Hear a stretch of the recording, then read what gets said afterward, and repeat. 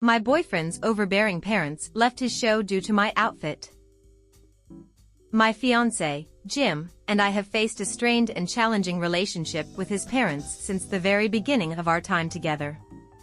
Unlike most people who might expect a warm and welcoming reception from their partner's family, I was met with skepticism and judgment.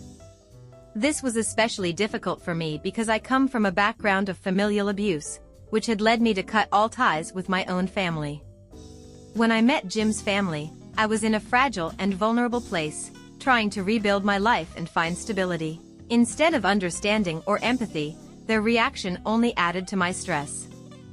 From the outset, Jim's parents didn't seem to like me. They labeled me as weird, largely because of my nervous demeanor. What they didn't understand, or perhaps chose not to, was that my nervousness stemmed from the intimidating and uncomfortable environment they created. I had already heard stories about their controlling tendencies, which made me anxious about meeting them. Jim's father, in particular, had a troubling past that made me wary. He had a history of looking at inappropriate content online, which had caused significant problems in the family. Despite this, he refused to take accountability for his actions, choosing instead to dismiss the impact it had on others.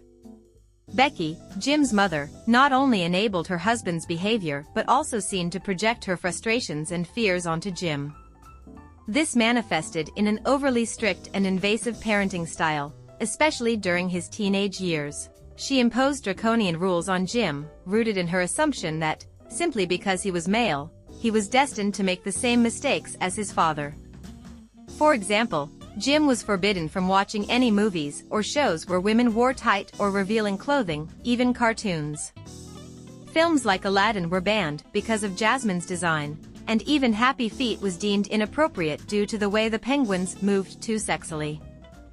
These restrictions didn't apply to Jim's sister, Cindy, who enjoyed much more freedom. Becky's double standards were glaring, and they left Jim feeling unfairly targeted and micromanaged. Adding to the tension, Becky refused to let Jim create social media accounts like Instagram or Facebook until he turned 18, fearing he might encounter inappropriate images. While such rules could have been seen as protective, the inconsistency with how they were applied, strict for Jim but lenient for Cindy, made it clear that Becky's actions were more about control than genuine concern. When I met Jim's family, I quickly sensed this dynamic and felt the weight of their judgment. Becky's controlling tendencies were palpable, and I found myself walking on eggshells around her. Rather than offering me kindness or support during a challenging time in my life, they seemed to view me with suspicion. I couldn't help but feel that Becky's disdain for me was less about who I was as a person and more about her need to exert control and her deep-seated issues stemming from her husband's past behavior. The breaking point in our already strained relationship with Jim's parents came during a significant moment in both our lives, a theater production of Macbeth. Jim, who has a deep passion for theater, was co-directing the production, while I had the honor of playing Lady Macbeth. The role was challenging and exciting, and we both poured our hearts into making the production a success. For one of the scenes, I wore a red gown chosen for its elegance and appropriateness for the character. The dress was slightly off the shoulder with a modest neckline, revealing a hint of cleavage but nothing provocative. Knowing Becky's conservative views and tendency to scrutinize my appearance, I asked Jim if wearing the dress might cause issues. Without hesitation, he reassured me. They've seen plenty of shows with costumes like this. Let them complain if they want, it doesn't matter. On the night of the performance, Becky and Jim's dad attended, as we had expected.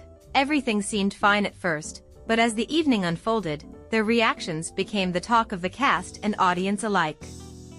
At intermission, they abruptly got up and left, drawing attention to their departure. Their walkout was shocking and deeply hurtful, not only to me but especially to Jim, who had invested so much in the production. A few days later, Becky called Jim, not to apologize or explain but to accuse him of being a bad boyfriend. According to her, I should never have been allowed to wear the dress, as it was inappropriate and disrespectful. Her words were steeped in self-righteousness, completely disregarding the artistic context and the countless other productions they had attended with similarly styled costumes. Jim, finally reaching his limit, pointed out her hypocrisy. He reminded her that she had no issue with similar costumes in films like Titanic and Pearl Harbor, which she enjoyed watching. But Becky, true to her nature, deflected the criticism.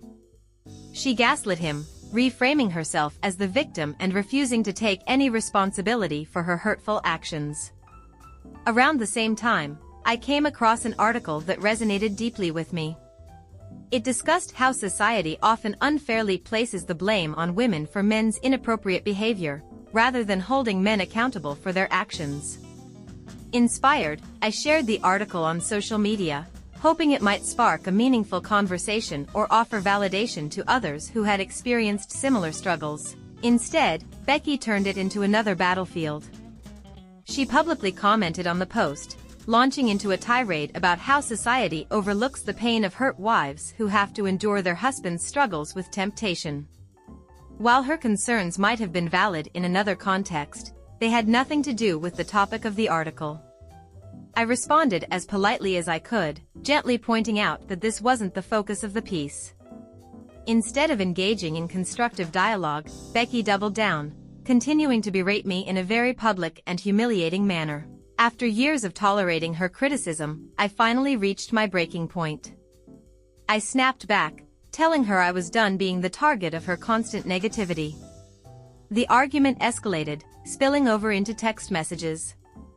In the heat of the moment, Becky declared she was cutting contact with us until we had a change of heart. Jim, who had been supportive and patient throughout our struggles with his family, decided enough was enough. He composed a final message to both of his parents. In it, he detailed the years of mistreatment, manipulation, and gaslighting he had endured. He pointed out how their behavior had hurt not only me but him as well, and explained that their actions had left him with no choice but to establish boundaries. He ended the message with a firm statement: some distance would likely be beneficial for everyone involved. From that point forward, we began focusing on our own lives and happiness. Shortly after Thanksgiving, Jim proposed to me in a private and meaningful moment. It was a joyful occasion, unmarred by the drama with his family. Jim's grandmother, who lives out of state, was overjoyed when she heard the news, but his parents and sister remained silent. They didn't reach out to acknowledge the engagement or offer any congratulations. Then, just before Christmas, Becky reached out in what seemed like an attempt to reset the clock. She claimed a package had been mistakenly delivered to their house and invited Jim to come by and pick it up. She didn't acknowledge the engagement or our milestone, acting as if nothing had happened. Jim, seeing through her pretense, was furious. He responded curtly, telling her it wasn't a good idea for him to visit, especially since he clearly hadn't experienced the change of heart she demanded. Becky, unwilling to confront the consequences of her actions, denied her earlier statements and tried to gaslight him again. This time, however, Jim stood firm and chose not to engage further. Now, as we plan our October wedding, we've made the decision to send save-the-dates in March. Jim's parents and sister have 3 months to demonstrate genuine accountability and respect if they hope to be invited. While neither of us is optimistic about reconciliation, we're focused on starting this new chapter of our lives with peace and happiness. For us, this journey is about building a future together, free from the toxic dynamics of the past. Thanks for tuning in. If you liked this video, consider subscribing.